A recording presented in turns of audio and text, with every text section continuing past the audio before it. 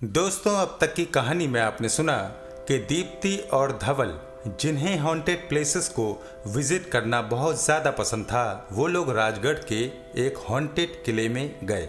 वहां जाकर कई बंद जगहों को जब उन्होंने देखना चाहा तो वहां के गार्ड ने उन्हें टाल दिया। अब दीप्ति और धवल ये जानने के लिए और उत्सुक हो गए कि वाकई वहां कोई पैरानॉर्मल एक्टिविटीज होती हैं या वो सब सिर्फ अफवाह है। और आखिरकार उन दोनों ने फैसला किया रात के समय चुपचाप राजगढ़ के किले में प्रवेश करने का और ये जांचने का कि वहां कोई पैरानॉर्मल एक्टिविटीज होती हैं या नहीं। आइए सुनते हैं अब आगे की कहानी। रात 8 बजे बैग में कुछ जरूरत का सामान लेकर दोनों राजगढ़ किले की तरफ चल दिए। टैक्सी वाले ने उन्हें किले से लगभग आधा किलोमीटर पहले उतार दिया। जब दोनों वहां पहुंचे तो मेन एंट्रेंस पर 2 नाइट गार्ड खड़े ड्यूटी दे रहे थे। उन्होंने दीप्ति और धवल से कहा कि रात को किले के अंदर जाना मना है, सो वो दोनों सुबह आए। इस पर धवल ने उन्हें समझाया, पैसे का लालच भी दिया, पर वो टस से मस न हुए। धवल ने भी ज्यादा बहस करना ठीक नहीं समझा और दीप्ति को लेकर बाहर सड़क की ओर आ गया। जब दीप्ति ने उससे पूछा कि क्या वापस जाने का इरादा है तो उसने बताया कि दिन में घूमते वक्त उसने पिछली दीवार पर एक रास्ता देखा है जहां से महल में घुसा जा सकता है। ये सुनकर दीप्ति, जो कि निराश हो गई थी, वापस उसकी आंखों में चमक आ गई। लगभग आधा घंटा चलने के बाद वो दोनों वहां पहुंच गए जिस जगह की बात धवल कर रहा था। वहां दीवार में वाकई इतना बड़ा छेद था कि महल के अंदर घुसा जा सकता था। धड़कते दिल के साथ दोनों अंदर घुसे। अजीब सा सन्नाटा था वहां। 2 दिन से वो दोनों इस किले में दिन में घूम रहे थे, पर रात को वो एकदम अलग लग रहा था। उन दोनों को ऐसा लगा जैसे वो पहली बार वहां आए हों।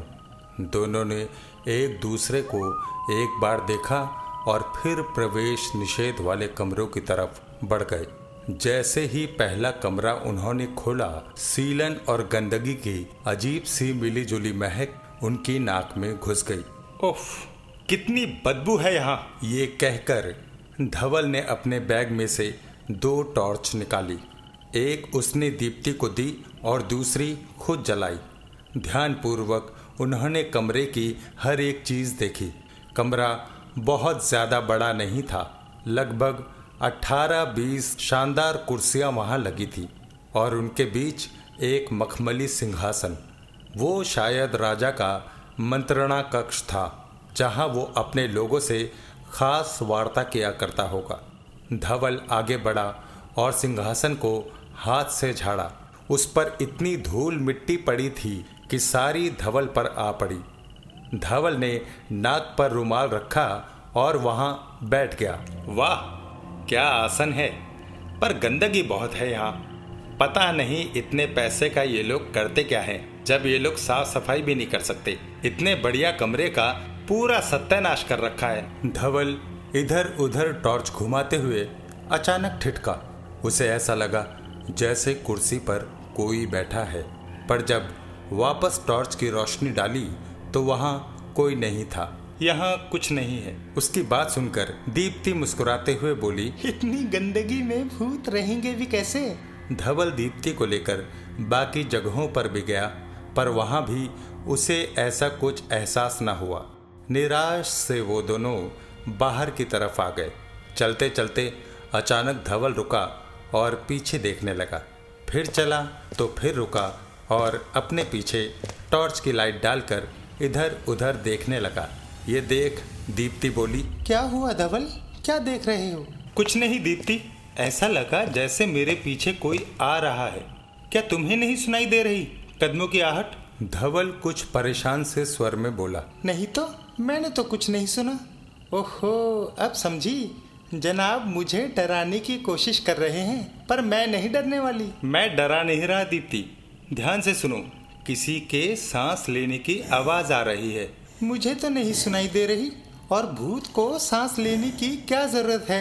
कहीं तुम्हें डर तो नहीं लग रहा धवल? डर? सुपरमैन किसी से नहीं डरता। अगर यहाँ भूत है तो मैं महाभूत हूँ। अब आखिरी जगह बची है, राजा का संग्रहालय। चलो वहीं चलते हैं। धवल बोला तो दीप्ति ने उससे कहा कि अभी 11 बजे हैं, उस कमरे में 12 बजे घुसेंगे। चूंकि यह आखिरी चांस था तो दीप्ति कोई कसर नहीं छोड़ना चाहती थी। अजीब लड़की थी दीप्ति भी। डर जैसी कोई चीज़ तो जैसे उसके मन में थी ही नहीं। वो दोनों गार्डन में एक बेंच पर बैठकर बातें करने लगे। ठीक 11:15 बजे वो दोनों उस बंद कमरे की तरफ चल दिए जो ठीक उसी जगह के सामने था जहां वो दोनों बैठे थे। वो कमरा चूंकि जंजीरों और मोटे ताले से बंधा था, सो धवल ने अपने बैग में से एक चाबी नुमा वस्तु निकाली और ताले को खोलने की कोशिश करने लगा। जैसे ही उसने ताले को छुआ तो अजीब सी आवाज़ में चिल्लाने लगा, जैसे बिजली का नंगा तार उससे छू गया हो। ये देख दीप्ति बुरी तरह से घबरा गई तो उसका डरा हुआ चेहरा देख धवल हंसने लगा। तो दीप्ति ने गुस्से में उसकी पीठ पर एक हाथ मारा और ताला खोलने को कहा। अगले 10 मिनट तक धवल की भरपूर कोशिशों के बाद भी ताला टस से मस न हुआ तो धवल थक हार कर खड़ा हो गया। उसने इधर उधर देखा तो वहाँ एक लोहे की रॉड पड़ी थी। जैसे ही धवल ने वो रॉड उठाकर ताले पर मारनी चाही तो ताला एक हल्की सी आवाज़ के साथ खुद ब खुद खुल गया। अनायास ही धवल की नज़र अपनी रिस्ट वॉच पर पड़ी तो उसमें एग्जैक्ट 12 बजे थे। धवल ने वो ताला हटाकर जंजीरें सांकलों पर से धीरे से खोली और नीचे रख दी। धवल ने दीप्ति की ओर देखा तो वो भी आश्चर्यचकित सी खड़ी थी। धवल ने जैसे ही कुंडी को हाथ लगाया तो एक अजीब सी सनसनाहट उसकी रीढ़ में दौड़ गई। उसने धड़कते दिल के साथ दरवाज़ा खोल दिया। अंदर भयानक सन्नाटा था। उन दोनों ने अंदर कदम रखा। अपने दिल की बढ़ती धड़कनें उन दोनों को साफ सुनाई दे रही थी। कमरे का टेम्परेचर बाहर के मुकाबले काफ़ी कम था, शायद 15 या 16 डिग्री। दोनों को अजीब सी घबराहट महसूस हो रही थी। धड़कनें और तेज हो चली थी। एक अजीब सा डर महसूस हो रहा था उन्हें। दोनों का दिल तुरंत वहां से वापस जाने को कह रहा था, पर दिमाग नहीं मान रहा था। अपने ऊपर काबू कर दोनों ने अपनी टॉर्च जलाई और अंदर घुसकर इधर उधर देखने लगे। दीवारों पर बेशकीमती खूबसूरत पेंटिंग्स लगी थी। छत पर फानूस लगे थे जिन पर मकड़ियों के जाले लगे थे। धवल अभी ये सब देख ही रहा था कि दीप्ति की चीख ने कमरे के सन्नाटे को तोड़ा। धवल तुरंत उसके पास गया तो उसने कहा कि दीवार पर जानवर का सर देखकर वो डर गई थी। धवल ने टॉर्च घुमाई तो दीवारों पर अलग अलग जानवरों के सर लगे हुए थे। तभी उसकी टॉर्च एक जगह रुक गई। वहाँ इंसानी खोपड़ियाँ रखी हुई थी। धवल पास जाकर देखने लगा तो पाया कि वो सब असली थी। सभी खोपड़ियों के माथे पर तारीखें गुदी हुई थी। तभी अचानक धवल एक खोपड़ी को देखकर चौंक गया। उसका सारा शरीर कांप उठा और माथे पर से पसीने की धार फूट पड़ी, क्योंकि उस खोपड़ी पर लिखा था आ टूरिस्ट 2010। तभी अचानक दोनों की टॉर्च बुझ गई। हड़बड़ाकर हथेली पर टॉर्च 2-4 बार मारने पर चली। इससे पहले कि धवल कुछ कहता, उसे किसी की जोर से सांस लेने की आवाज़ सुनाई दी। वो तुरंत घूमा तो वहाँ एक पुरानी अलमारी रखी थी जिससे वो आवाज़ आ रही थी। उसने वही रॉड जो वो बाहर से उठाकर अपने साथ ही अंदर ले आया था, हाथ में मजबूती से पकड़ी और अलमारी की ओर बढ़ा। दीप्ति ने उसे रोकना चाहा, परंतु उसने चुप रहने का इशारा किया। वहाँ देखा तो वहाँ पर कोई नहीं था, ना अलमारी के अंदर, ना दाएं ना बाएं। ये देख उसे राहत की सांस आई और वो बोला, देखा, कोई नहीं है। तुम बेकार में डर रही थी। शायद कोई बेवकूफ बना रहा है हमें। अभी धवल ये बोल ही रहा था कि तभी पीछे से एक खरखराती हुई आवाज आई। अच्छा, ऐसा है क्या? एक काला साया हवा में उभर रहा था। दोनों की आंखें भय के कारण फटने को तैयार हो गई। पूरा शरीर जैसे सुन्न पड़ गया था। भागना चाहते थे पर पैर जैसे जड़ हो गए थे।